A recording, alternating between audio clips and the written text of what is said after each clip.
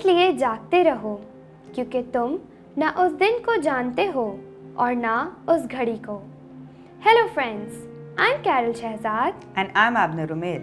Welcome to our program Followers of the Christ. Friends, we hope कि आप सब खुदा के फजल से ठीक होंगे। तो आएं हम अपने आज के एपिसोड का आगाज करते हैं। आज के एपिसोड में हम आप लोगों के साथ एक तमसील शेयर करेंगे जो कि है 10 कंवारियों की तमसील। तो आएं हम कैरल के साथ मिलकर पाक कलाम में से यह तमसील सुनते हैं।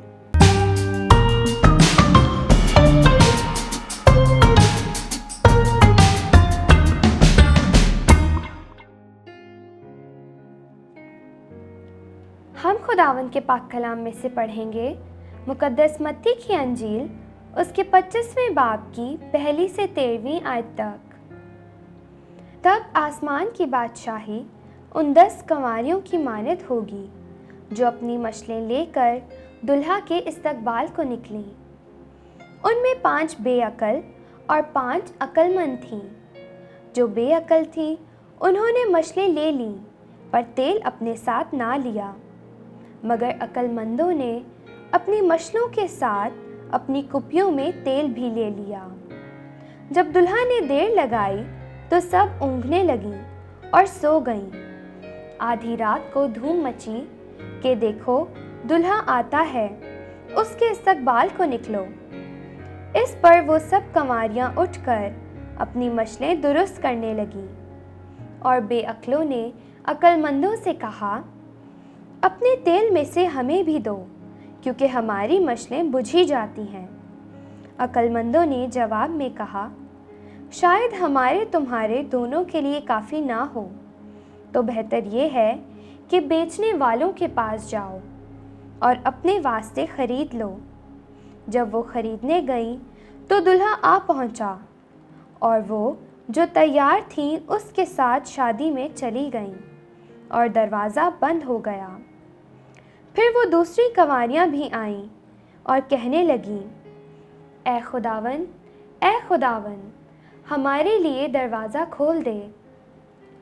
पर उसने जवाब में कहा, मैं तुमसे सच कहता हूँ कि मैं तुम्हें नहीं जानता। इसलिए जागते रहो क्योंकि तुम ना उस दिन को जानते हो ना उस घड़ी को। पाक कलाम के पढ़े और सुने जाने पर खुदा की बरकत हो, खुदा का शुक्र हो।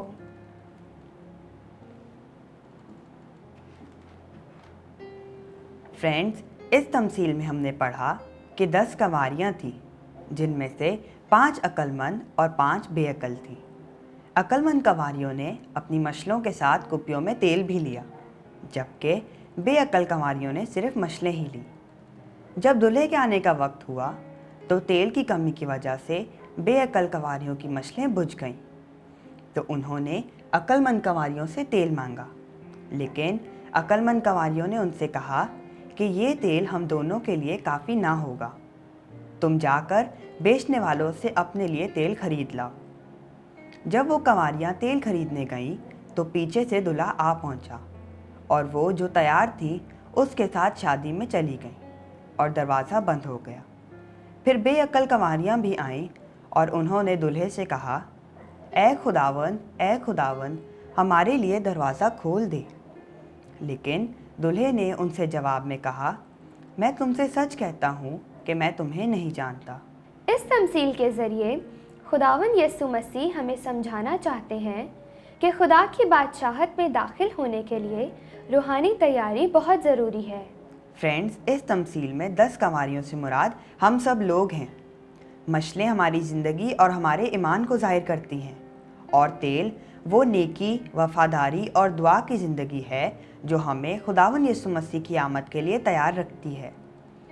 इस तमसील में जो दुल्हा है वो खुदावन यीशु मसीह हैं और आधी रात को धूम मच गई का मतलब ये है कि खुदावन यीशु मसीह की आमद अचानक होगी। बंद दरवाज़ा होने का मतलब ये है कि टाइम ख़त्म उन लोगों के लिए जो अपने आप को खुदा की बादशाही के लिए तैयार ना कर सके। फ्रेंड्स, इस तमसील से हमें ये लेसन मिलता है कि खुदावन यीशु मसीह की आमद अचानक होगी। वो कब आ जाएंगे कोई नहीं जानता।